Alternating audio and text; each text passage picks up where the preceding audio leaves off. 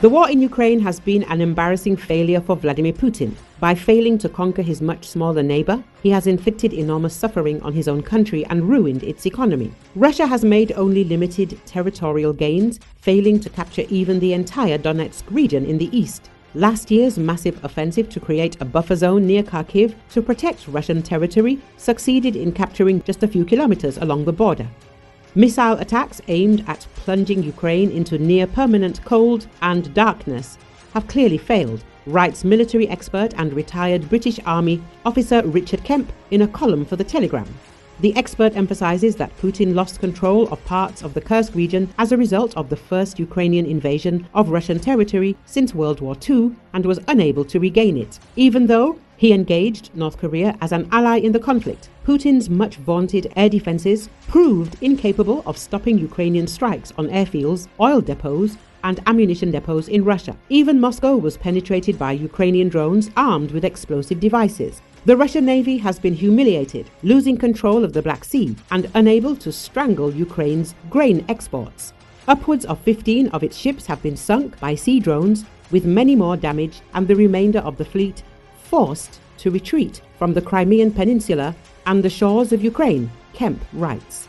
Moreover, contrary to Putin's dream of reviving the Russian Empire, he risks turning the country into a dependency on the Chinese. Western sanctions have already made Russia more dependent on China for economic support and trade than ever before.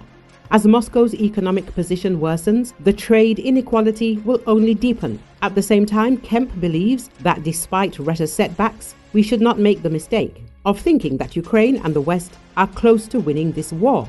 According to him, Putin is playing hardball, rejecting a reported proposal by the US president-elect, which involved a 20-year delay to Ukraine's NATO membership, Western security guarantees, and a European manned buffer zone. His stance may soften depending on how he sees the future of the Russian economy and how concerned he is over an unpredictable Donald Trump in the White House.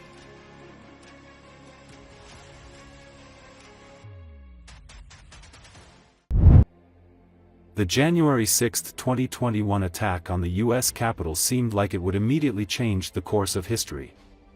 But inside the Capitol building, reminders of the violence that occurred are increasingly hard to find.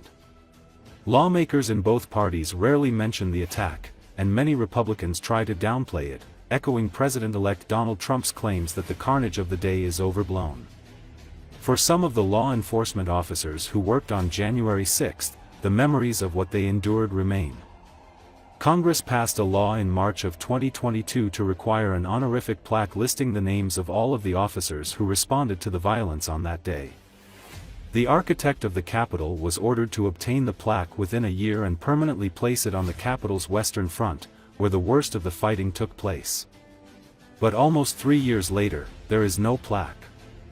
And it's unclear why, or who is responsible for it. Democratic Senate Leader Chuck Schumer and then Republican Senate Leader Mitch McConnell signed off on the plaque, according to a Senate leadership aide familiar with the process. House Democratic Leader Hakeem Jeffries has also been supportive. But a spokesman for House Speaker Mike Johnson did not respond to requests for comment.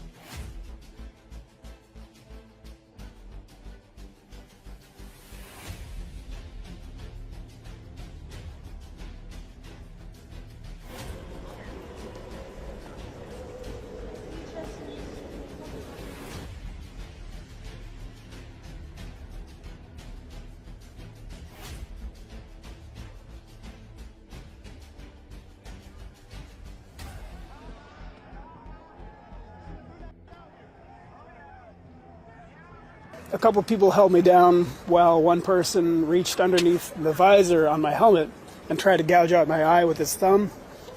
I can still hear the screaming in the video from my body-worn camera when he's doing it.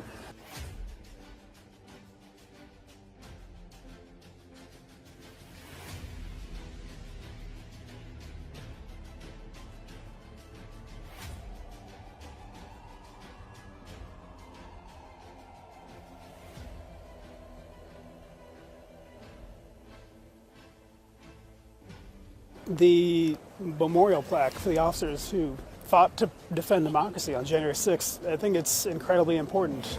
just not only for posterity, but for the other officers who, don't get the kind of attention I have. I've gotten more than my fair share of accolades, but I want them to feel like they've earned a place here.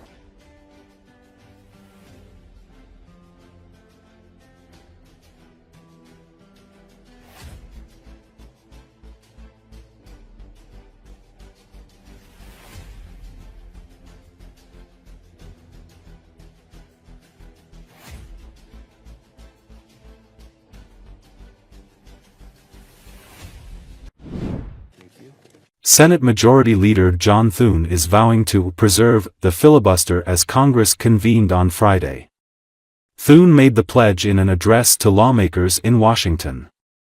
"One of my priorities as leader will be to ensure that the Senate stays the Senate. That means preserving the legislative filibuster," Thune said. Republicans hold the majority in the Senate after sweeping to victory in November's election. The South Dakota Republican also paid tribute to former President Jimmy Carter, who died last week.